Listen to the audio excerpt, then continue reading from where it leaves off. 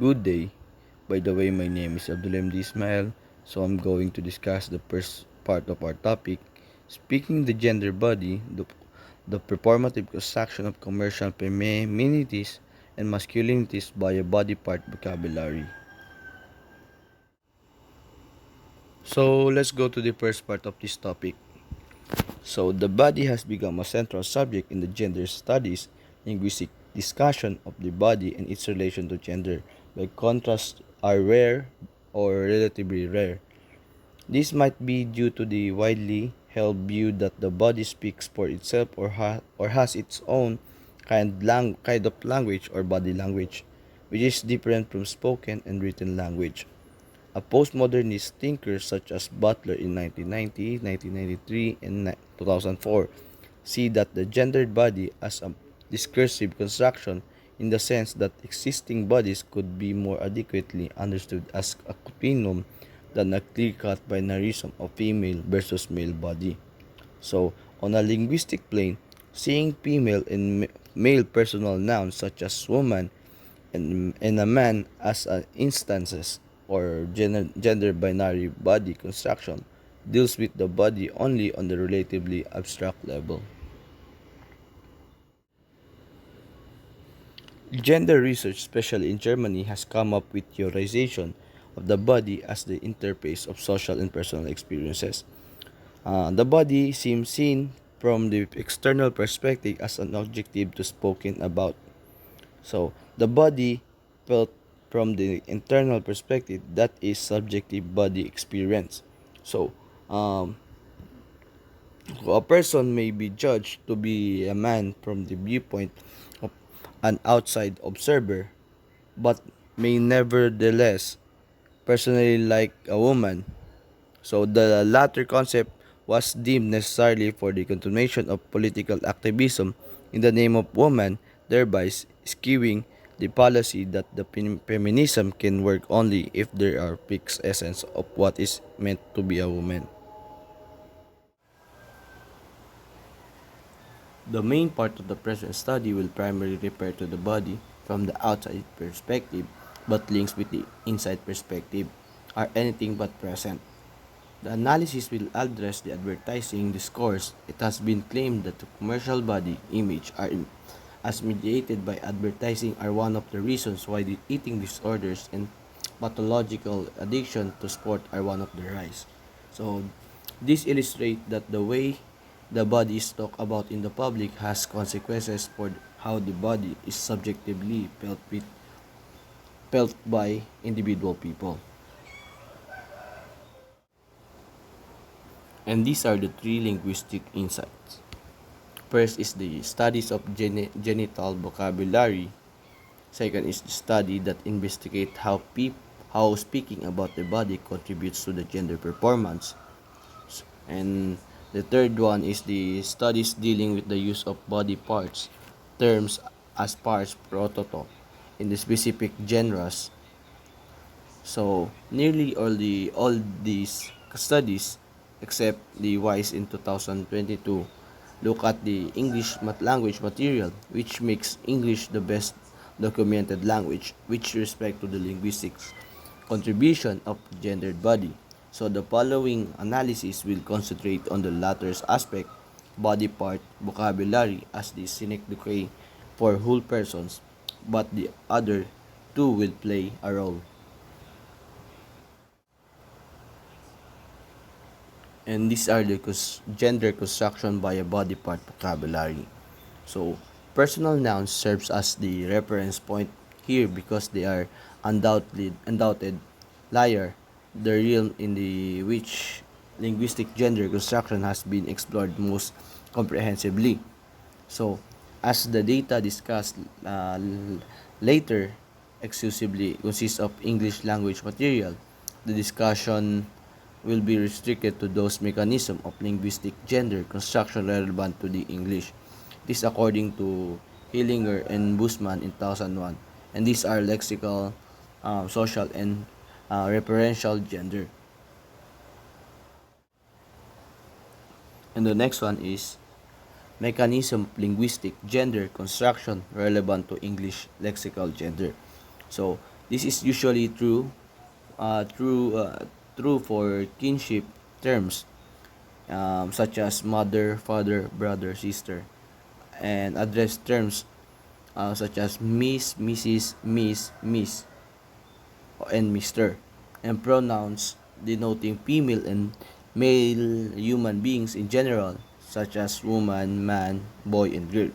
So, most personal nouns in English are gender indifferent. So, for body part vocabulary, lexemes such as vagina, penis, beard, and breast are personal nouns like woman, man, girl, and boy, that they are direct genders indexes. It is according to Ox in 1992.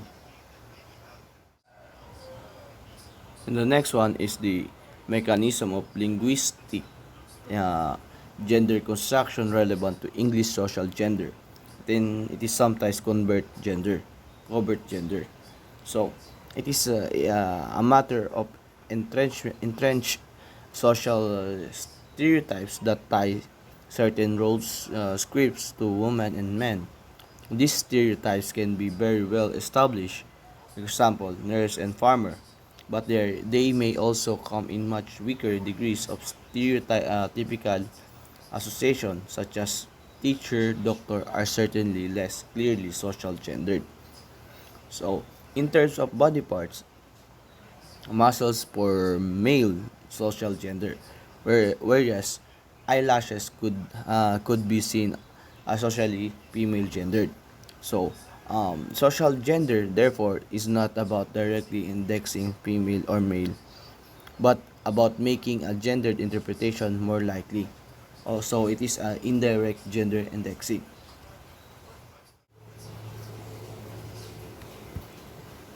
The next one is the mechanism of linguistic gender construction relevant to referral gender. Uh, it is a matter of whom particular personal noun actually refers to in a given context. Accordingly, lexically female personal nouns can in certain contexts also be used to refer to men and vice versa. This is not uncommon in a gay male discourse. So, depending on the context, lexically and socially gendered body parts term can of course refer to a female as well as male bodies.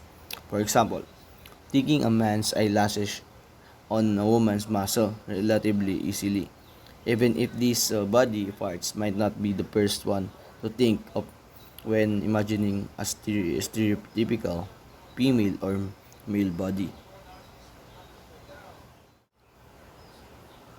So let's proceed to the theoretical consideration. A post-structuralist approach to gender, much of this work has been influenced by Butler's in 1990, 1999, 1993, and 2004. Theorization of gender, which in turns is heavily indebted to post-structuralism, social constructionism, and deconstructionism. Central aspect in this line of the organization include a conceptualization of gender as performatively virtualized practice that has evolved through infinite citation and recitations or motivations to question gender and other essentialist categories. In its binary makeup of focus on subversions of the homogenic identity categories and therefore a clearly problematizing agenda. A post-structuralism work has often been criticized for providing a highly theoretical approach to gender without any connection to everyday practices. So, the approach used here for the discussion of linguistic gendering by a body part vocabulary in advertising discourse is deconstructionist in the sense that the concept of the of precursively existing female or male body is questioned and similarity rather than the fundamental differences of female and male bodies is taken as the basic assumption.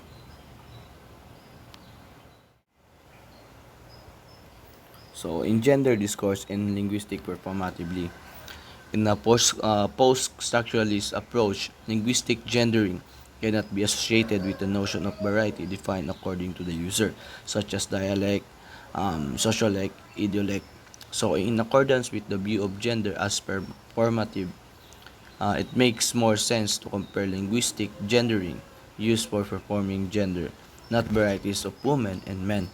So, this precludes basing linguistic gender theorization on women and men as pre-existing identities, categories in respect the fact that gender is constructed in very moment of language use.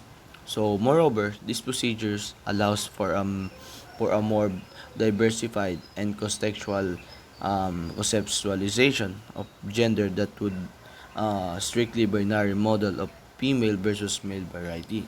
So, the basic assumption here is that a plurality of feminities and masculinities or even androgynes can be linguistically performed.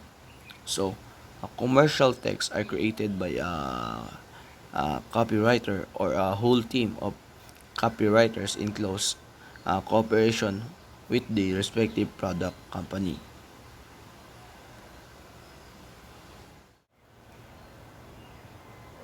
So, who says something, but who does say something produce?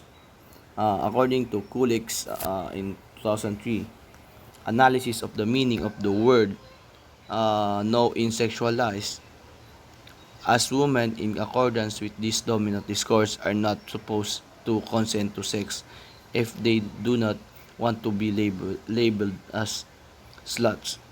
No has acquired a dualendicality, meaning refusal on the level of performance but maybe or keeping trying on the level of performatively.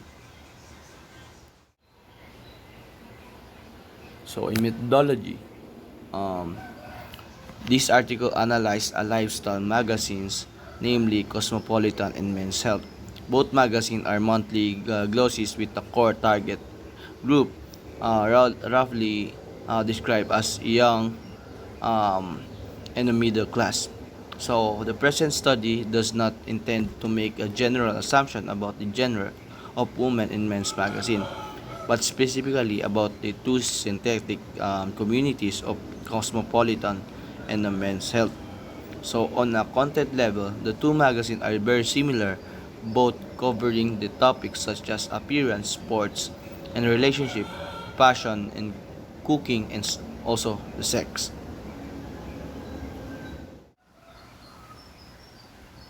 So, magazines genres are stereotypically gendered. Those traditionally considered men's magazines tend to focus on cars, sports, or erotica. So, consequently, the male self-image is not a central topic in this magazine. So, the general interest magazine sector, however, is traditionally female in association, which makes lifestyle magazine for men and relatively exceptional.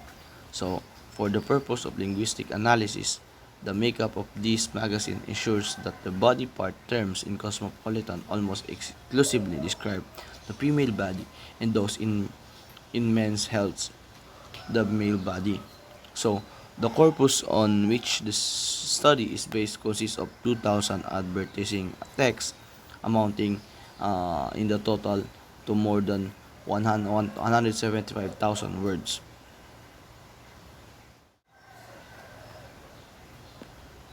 So, corresponding to two target groups, the corpus contains two corpora to be consulted to cross-gender comparison.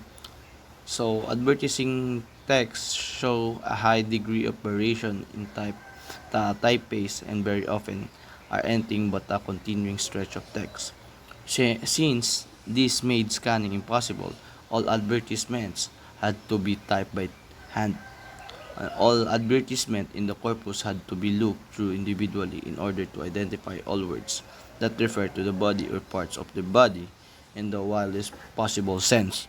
So, all body terms collected were afterwards quantified by the using corpus analysis software word cruncher. And that would be all. Thank you.